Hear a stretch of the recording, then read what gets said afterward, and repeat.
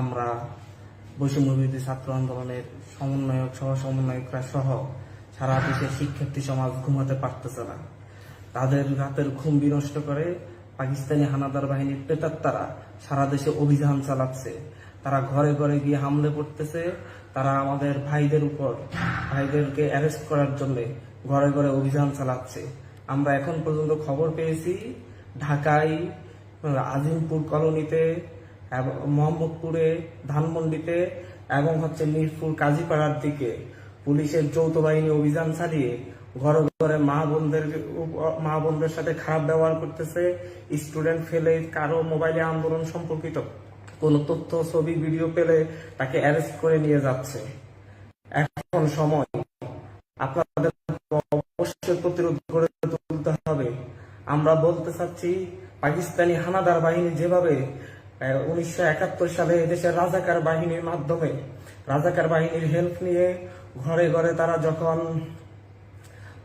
মানুষকে, এদেশের মুক্তি বাহিনীকে, মুক্তিযোদ্ধাদেরকে তুলে নিয়ে যেত, ঠিক একই কায়দায় এই দেশের বর্তমান সরকার যৌথ বাহিনী গঠন করে আমাদের স্টুডেন্টরা যারা যৌক্তিক আন্দোলনে অংশগ্রহণ করেছিল তাদেরকে ঘর থেকে তুলে নিয়ে যাচ্ছে। আমরা খবর পেয়েছি আজিমপুর কলোনির সমাজ কল্যাণ গলিতে যখন এই হানাদার বাহিনীরা অভিযান চালাতে গিয়েছে তখন সেখানকার মানুষজন গণপ্রতিরোধ গড়ে তুলেছে। তারপরে তারা সেখান থেকে পিছু হটতে বাধ্য হয়েছে। আমি বৈষম্য বিরোধী ছাত্র আন্দোলনের একজন সমন্বয়ক হিসেবে সারা দেশবাসীর কাছে প্রতিটা মহল্লায়, প্রতিটা ঘরে, প্রতিটা বিল্ডিং এ আমরা আপনাদের কাছে আহ্বান জানাবো, প্রত্যেকে ঐক্যবদ্ধ হয়ে প্রতিরোধ গড়ে তুলুন। কোন বিল্ডিং এ যেন এই হানাদার বাহিনীর প্রেতাত্মারা, পাকিস্তানি হানাদারদের প্রেতাত্মা যারা এই দেশে এখনো বসবাস করতেছে, যারা এই দেশের মানুষের উপর অত্যাচার নির্যাতন করতেছে, তারা যেন আর কোনোভাবেই কোনো একটি বিল্ডিং এ, কোনো একটি গ্রামে ঢুকতে না পারে। আপনাদেরকে অবশ্যই প্রতিরোধ গড়ে তুলতে হবে। কোন ধরনের সাধারণ মানুষ, কোন ধরনের সাধারণ শিক্ষার্থীরা যেন হামলার শিকার না হয়, যেন মামলার শিকার না হয়, যেন হয়রানির শিকার না হয়। তাদের ঘরের পরিবারের সদস্যরা, মা বোনরা যেন পাকিস্তানি হানাদার বাহিনীদের প্রেতাত্মাদের, এই প্রেতাত্মাদের যারা আমাদের ভাই বোনদের হত্যা করেছে তাদের দ্বারা আর হয়রানির শিকার না হয়। এখন যদি আপনারা প্রতিরোধ করতে না পারেন তাহলে আমরা বলবো যে আমরা হেরে গেছি। আমাদের যত শত শত শহীদ হয়েছে, শত শত ভাইদেরকে হত্যা করা হয়েছে, তাহলে আপনারা ভেবে নেবেন এদের দায়বদ্ধতা, এদের দায়বদ্ধতা আমাদের আছে।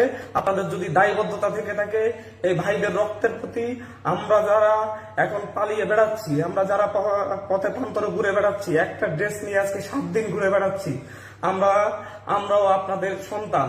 আপনারা আমাদের কথা ভাবুন। আপনারা সকলে প্রতিটা মা বোনদেরকে, প্রতিটা মহল্লায়, প্রতিটা বিল্ডিং এ প্রত্যেককে বলবো আপনারা প্রতিরোধ গড়ে এদেরকে কোনো ভবনে যেন ঢুকতে না পারে এবং কোনো মহল্লায় যেন ঢুকতে পারে, এই কাজ ঢুকতে না পারে, এই ব্যবস্থা আপনাদেরকে করতে হবে।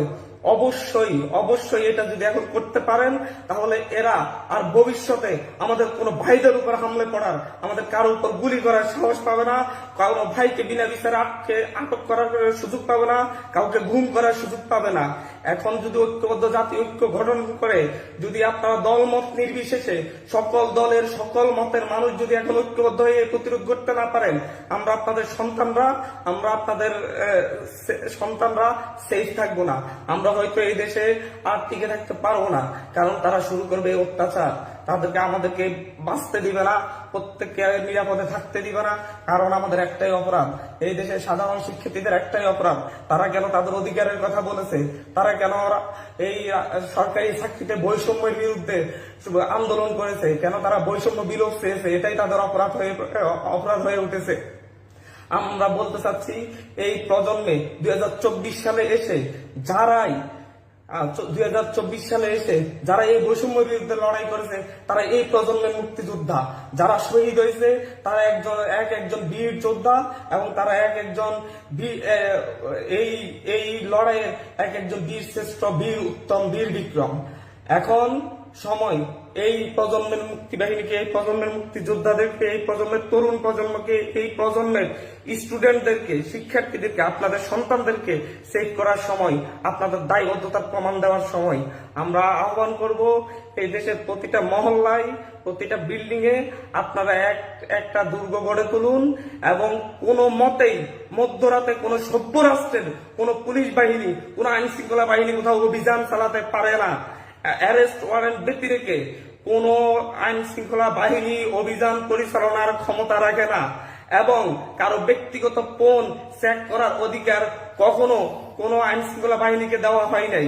আমরা আপনাদেরকে বলবো যে হচ্ছে এই অবস্থা থেকে আমাদেরকে বের করে আনার জন্য আপনারা অতি দ্রুত আমাদের সঙ্গ দিন, আমাদেরকে হেল্প করুন, প্রতিটা শিক্ষার্থীদের নিরাপত্তা নিশ্চিত করুন, প্রতিটা সমাজের নিরাপত্তা নিশ্চিত করুন, প্রতিটা বিল্ডিং এর নিরাপত্তা নিশ্চিত করুন।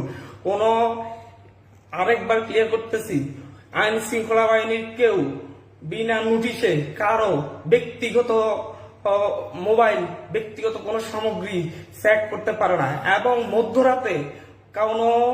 মধ্যরাতে কারো বাড়িতে হামলে পড়া, কারো বাড়িতে অভিযান চালানোর, বিনা ওয়ারেন্ট অভিযান চালানোর অধিকার এই দেশের সংবিধান এই আইন শৃঙ্খলা রক্ষাকারী বাহিনীকে দেয় নাই।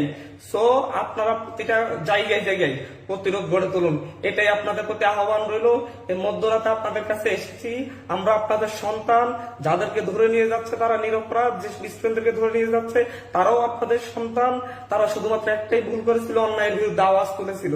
আজ যদি এই ছাত্র সমাজ পথ হারায়, এই জাতি আর কখনো মুক্তি পাবে না। ছাত্র সমাজকে পথ দেখাতে, ছাত্র সমাজকে যদি হেরে যায়, এই দেশ হেরে যাবে, এই দেশের স্বাধীনতা সার্বভৌমত্ব হেরে যাবে, এই দেশের মত প্রকাশের অধিকার হেরে যাবে। আমরা তাই বলবো, ছাত্র সমাজকে হারতে দিবেন না। আপনারা আমাদেরকে সঙ্গ দিলেন, এখনো সঙ্গে দিন, এখনো সঙ্গ দিন। আমরা সঙ্গ চাচ্ছি, আপনাদের সাপোর্ট চাচ্ছি। প্রতিটা মহল্লায় আপনারা আমাদের ভাইদেরকে, স্টুডেন্টদের সাহায্যে এগিয়ে আসুন এবং দল মত নির্বিশেষে সকলে আপনারা অতি দ্রুত আপনাদের প্রতিটা মহল্লায় প্রতিরোধ গড়ে তুলুন, যাতে মধ্যরাতে কোনো ধরনের পুলিশ বাহিনী, কোনো ধরনের আইন শৃঙ্খলা বাহিনী কোনো নিরপরাধ মানুষকে হয়রানি করতে না পারে। আপনাদেরকে ধন্যবাদ জানাচ্ছি, আপনাদেরকে আহ্বান করছি, আপনারা অতি দ্রুত পদক্ষেপ নিন, ঐক্য গড়ে তুলুন, ঐক্যবদ্ধভাবে এদের